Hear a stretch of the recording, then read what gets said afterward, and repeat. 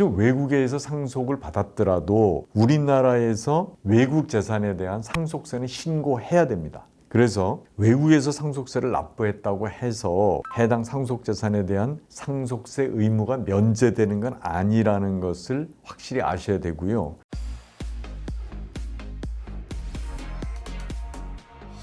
안녕하세요. 행복한 상속의 홍순기 변호사입니다. 이번 시간에는 지난 시간에 예고를 드린 대로 외국 기업 주식의 상속하고 국내 과세, 거기에 관한 사례하고 그 사례에서 문제가 어떤 부분이 되는지 그 점에 관해서 말씀을 드리도록 하겠습니다. 네, 아직까지 구독자가 아니시면 구독, 좋아요 눌러주시면 큰 힘이 되겠습니다. 그럼 그 사례를 읽어드리겠습니다. 11년 전에 미국 시민권자인 아버지가 가지고 있던 미국 회사 주식을 상속받아 미국의 상속세를 납부했고 우리나라에는 위 주식에 대한 상속세 신고를 별도로 하지 않았다. 이게 이제 사례입니다. 결국 여기서 이제 문제가 될 수 있는 거는 해외에서 재산 상속을 할 때 우리나라에서 상속세를 내야 되는지, 이게 이제 또 부과 제척 기간이라는 게 또 있는데 일반 세금은 부과 제척 기간이 5년인데 상속세만 지금 10년이고 또 이게 이제 무신고나 부정 신고를 했을 땐 15년이고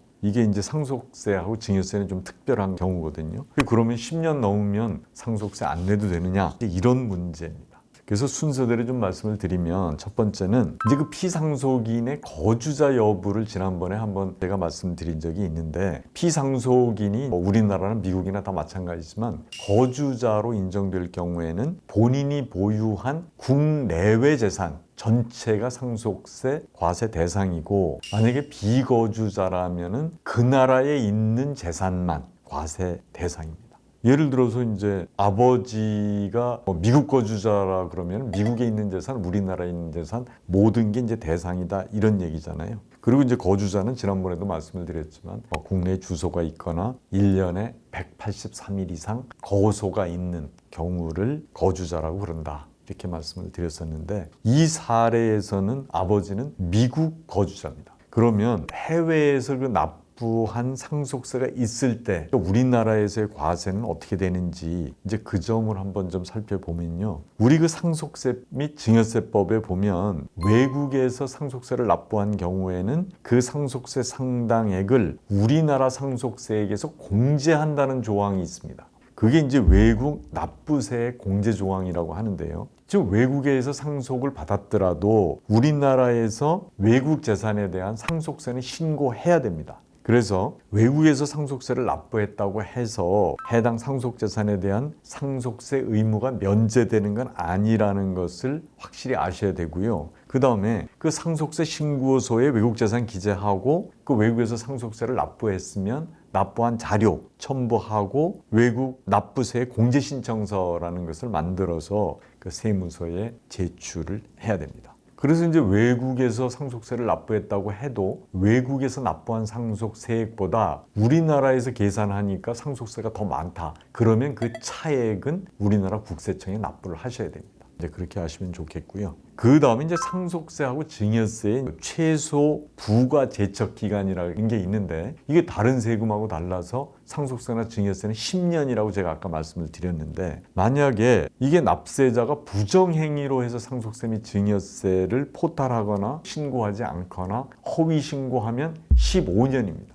이 부과 제척 기간이 그렇게 늘어난다는 걸 아셨으면 좋겠고요. 그리고 여기에 이제 이게 대단한 조항이 하나 있는데 그게 뭐냐면 특별한 경우입니다. 특별한 경우에는 과세 당국이 상속 및 증여를 안 때로부터 1년 내에는 언제든지 부과할 수 있다는 조항이 하나 있습니다.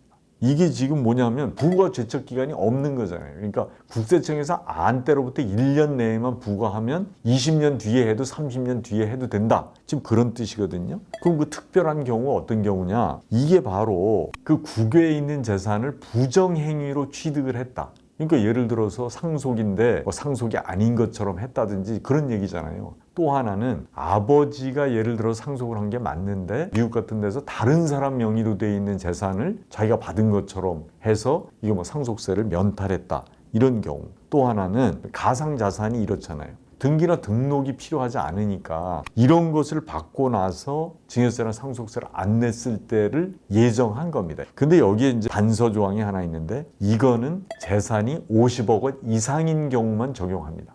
그래서 이런 게 아니라면 대개 15년에 걸리겠죠. 그래서 50억 원 이상이면 그거는 부가제척 기간이 없다. 이렇게 생각을 하시면 됩니다. 그리고 이제 국외재산의 상속에 관한 미신고, 이게 부정행위라고 하고 또 그게 50억 이상이다. 그러면 이게 부가제척 기간이 없다. 이렇게 생각을 하셔야 돼요. 그러니까 언제든지 증여세나 상속세가 부과될 수 있다. 이런 점을 유의를 하셨으면 좋겠습니다. 이상 영상이 유익하셨다면 구독, 좋아요 부탁을 드리겠습니다. 그리고 다음 시간에는 이게 유류분 반환 관련해서 유류분 반환 청구를 하고 유류분을 반환받고 그리고 난 다음에 세금 관계가 좀 복잡해서 그 부분에 관해서 많이들 궁금해 하시는데 그 사례를 좀 말씀을 드리겠습니다. 감사합니다.